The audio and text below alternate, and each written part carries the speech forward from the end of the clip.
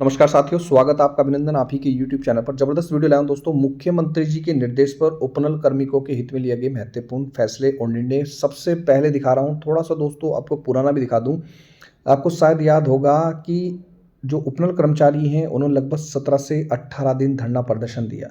उसके बाद मुख्यमंत्री श्री पुष्कर सिंह धामी जी के निर्देश पर राज्य सरकार ने दोस्तों यहाँ पर विचार विमर्श के उपरांत एक महत्वपूर्ण निर्णय लिया, जिसमें दोस्तों राज्य सरकार के अधीन जितने भी विभाग हैं, संस्थान हैं, उनमें जितने भी उपनल के माध्यम से तैनात ऐसे कार्मिक हैं जिनको 12 साल या उससे अधिक की सेवा पूरी कर ली है, उन्हें समान कार्य के लिए समान वेतन का सिद्धांत, न्यूनतम वेतन और महंगाई भत्ता प्रदान किया जाएगा।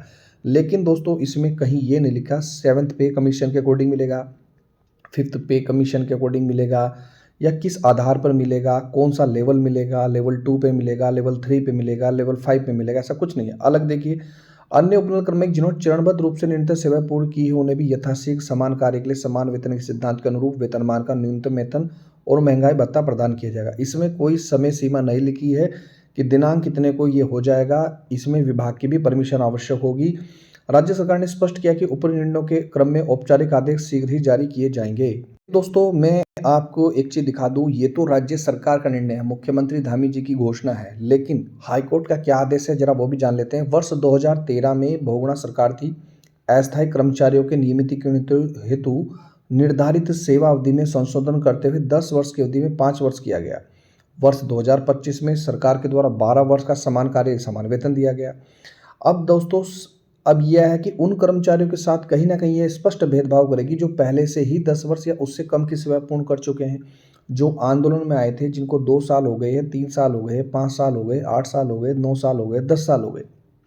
क्योंकि नियमावली हाईकोर्ट के अकॉर्डिंग ये कहती है जिनको 10 वर्ष हो चुके हैं उनको नियमितीकरण एक अर्जित अधिकार बन चुका है, क्योंकि ये हाईकोर्ट का आदेश है। स्पष्ट है, नियमितीकरण की 10 वर्ष वाली 2013 की नीति अभी भी वैध है, प्रचलित है और बाध्यकारी है, सरकार को करना ही होगा।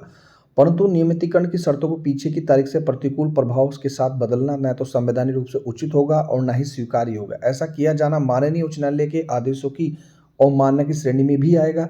वर्तमान स्थिति में देखें तो दोस्तों 10 वर्ष की निरंतर सेवा पूर्ण करने वाले सभी कर्मचारी नियमितीकरण के पूर्णतः पात्र हैं और उन्हें इसका लाभ मिलना भी चाहिए। लेकिन दोस्तों मैं बीच में आपको कुछ बताना चाहूँगा, अब बस आउटसोर्स ठेकेदारी व्यवस्था खत्म होनी चाहिए। आप कहोगे सर ये ऐसा क्यों कह रहे हैं? देखिए सुनिएगा, कितने और सपने कुचले जाएंगे इस ठेकेदारी व्यवस्था में, कितने और घरों में चूल्हा बुझेगा, क्योंकि कॉन्ट्रैक्ट खत्म हो गया है, कई लोग सेवा से निकाल दिए गए हैं, कितने युवाओं की ज़िंदगी सिर्फ एक आईडी कार्ड और एक महीने की नौकरी तक सीमित रह गई है। आज देश का हर कोना एक ही दर्द बोल रहा है, आउटसोर्स और ठेकेदारी ने मेहनतकश कर्मचारी की रीढ़ तोड़ दी है। कर्मचारी वही काम करे पर वेतन आधा मिले, जिम्मेदारी वही हो पर हक आधे हों, ड्यूटी वही हो पर भविष्य शून्य हो। क्या यही न्याय है? सरकार बदलती रहती है, नीतियाँ बदलती रहती है, पर नहीं बदलती तो सिर्फ एक चीज़, वो है दोस्तों आउटसोर्स व्यवस्था के नाम पर अन्याय की बेड़ियाँ। ये व्यवस्था न सिर्फ शोषण है बल्कि आने वाली पीढ़ियों का भविष्य भी निगल रही है। देखिए जितने भी, मेरा मानना ये है कि आउटसोर्स नौकरियां हैं इन पर रोक लगनी चाहिए दोबारा से, और जिन जो लोग काम कर रहे हैं उनको कहीं ना कहीं आप उनको नियमित या समान कार्य के लिए समान वेतन या न्यूनतम वेतन जो लागू होना चाहिए। इसका मतलब यही है, बल्कि आने वाली पीढ़ियों का भविष्य निकल रही है। ना नौकरी की सुरक्षा, ना सामाजिक सुरक्षा, ना पेंशन का सम्मान, कर्मचारी सिर्फ एक संख्या बनकर रह गया, कॉन्ट्रैक्ट नंबर। ये सवाल बहुत सरल है, जब काम स्थायी है, आवश्यकता स्थायी है, तो फिर नौकरी अस्थायी क्यों है? और दोस्तों वीडियो को शेयर कर दीजिए, बिना किसी स्वार्थ के मैं वीडियो बनाता हूँ आप लोगों के लिए। आप बहुत, मतलब मैं सच बता रहा हूँ, बहुत ही कम लोग हैं जो चैनल को सब्सक्राइब करते हैं, बाकी कोई नहीं करता, और ना ही इससे हमें पैसे मिलते हैं। बस इससे ये हमें फ़ायदा होता है कि हम कोई वीडियो बनाते हैं वो आप तक पहुंच जाती है, नहीं तो वो वीडियो आप तक नहीं पहुंचती। यह व्यवस्था दोस्तों खत्म होगी जब हम एक होकर न्याय करेंगे। Enough is enough. अब कर्मचारी को सम्मान, सुरक्षा, स्थायी रोजगार चाहिए। ठेके पर जिंदगी नहीं चलती। मनुष्य कोई प्रोजेक्ट नहीं है, उसका दिल, अपने सपने, परिवार होते हैं। हम चाहते हैं आउटसोर्स ठेके व्यवस्था का अंत हो और मेहनत को जो भी मेहनत कश है उसको स्थायी और सम्मानजनक रोजगार जरूर मिले। और ऐसा नहीं है दोस्तों, यहाँ पर हर जगह आपको समान कार्य के लिए समान वेतन मिल रहा है। कुछ लोगों को सरकारी किया जा रहा है। देखिए अशासकीय स्कूलों में 417 शिक्षकों को मिल सकती है नियमितीकरण की सौगात। यहाँ पर आप पूरा स्क्रीनशॉट रख सकते हैं। ये देहरादून में शनिवार को उत्तराखंड माध्यमिक शिक्षक संघ के प्रतिनिधिमंडल ने शिक्षा मंत्री धन सिंह रावत से मुलाकात कर अपनी मांगों को रखा है। इधर सरकार दोस्तों पूरे देश में न्यूनतम वेतन की गारंटी लागू कर रही है, तो ये बहुत अच्छी बात है, इस स्वागत योग्य है। पर ये दोस्तों कब लागू होगा कहने में और ज़मीनी स्तर पर काम करने में बहुत फ़र्क है। ये सिर्फ अभी तक कहा ही जा रहा है, पर दोस्तों ये लागू नहीं हुआ है। इधर दोस्तों बड़ी खबर आ रही है कि उपनल कर्मियों के लिए समान वेतन का जियो जल्द, नो वर्क नो पे से भी राहत मिलेगी।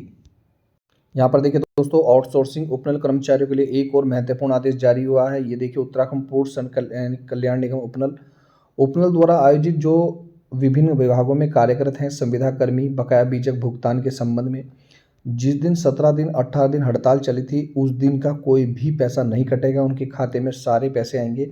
और जिनका भी पैसे का भुगतान नहीं हुआ, उनके सभी कार्यकर, चाहे संविदा कर्मचारी हो, चाहे राज्य सरकार के अधीन विभिन्न विभागों में कर्मचारी हो, उनको बीजक भुगतान दोस्तों जल्द जारी कर दिया जाएगा। ये देखिए, अब आपका सहयोग संविदा कर्मियों को ससमय वेतन भुगतान में सराहनीय होगा। धन्यवाद। तो दोस्तों, आप लोगों का मैं आपको एक चीज़ बहुत महत्वपूर्ण जानकारी दे दूं दोस्तों, सरकार ने जो किया, सरकार का वो अपना अलग ओपिनियन है कि चाहे वो 12 साल वालों को समान कार्य के लिए समान वेतन दे, चाहे वो 10 साल वालों को दे, वो अलग बात है। लेकिन हाई कोर्ट में क्या पेंडिंग है, ये भी मैं आपको थोड़ा सा समझा देता हूँ दोस्तों। वो ये है कि 10 साल वालों को नियमितीकरण किया जाए और 10 साल से कम वालों को दोस्तों समान कार्य के लिए समान वेतन दिया जाए। अब सरकार करे या ना करे, पर हाई कोर्ट में 12 फरवरी को इस पर दोस्तों फैसला आना है। इधर एक समिति भी, उप समिति भी बनाई गई है। उप समिति की भी रिपोर्ट 2 महीने के अंदर, यानी कि 12 फरवरी से पहले पहले आनी है। सरकार क्या रिपोर्ट देती है, सरकार क्या उस रिपोर्ट पे अमल करती है, हाई कोर्ट में क्या होगा, ये तमाम जानकारी दोस्तों आपको हमारे चैनल पर मिलेगी। यहाँ पर देखिए, रूल ऑफ लॉ हमारे संविधान का मूल आत्मा है। इसका अर्थ है कि शासन की हर कोई कार्रवाई कानून के अधीन और न्यायालय के आदेश ही सर्वोपरि है। यानी वही जो मैं आपको समझाना चाह रहा हूँ, सरकार जो कर रही है कर लीजिए। जब किसी व्यक्ति या विभाग द्वारा न्यायालय में स्पष्ट आदेश का पालन नहीं किया जाता, तो यह केवल आदेश की अवहेलना नहीं है, बल्कि संविधान और विधि शासन दोनों के विरुद्ध एक चुनौती है। रूल ऑफ लॉ यह सुनिश्चित करता है कि राज्य मनमानी ना करे, नागरिक अधिकार सुरक्षित रहे, न्याय बिना भेदभाव के सभी पहुंचे, न्यायालयों के आदेशों का समयबद्ध पालन लोकतांत्रिक शासन की प्रतिष्ठा और न्यायपालिका की गरिमा को बनाए रखने के लिए जिम्मेदारी है।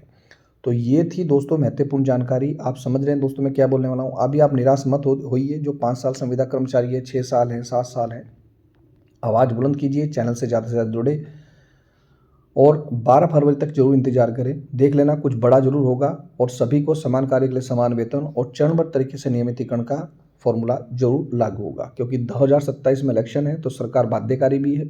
सरकार की रिव्यू पिटीशन भी दोस्तों खारिज हो चुकी है। सरकार के पास कोई ऑप्शन नहीं है। तो ये थी दोस्तों अब तक की महत्वपूर्ण खबर। सारी जानकारी मैंने एक ही वीडियो में दी है।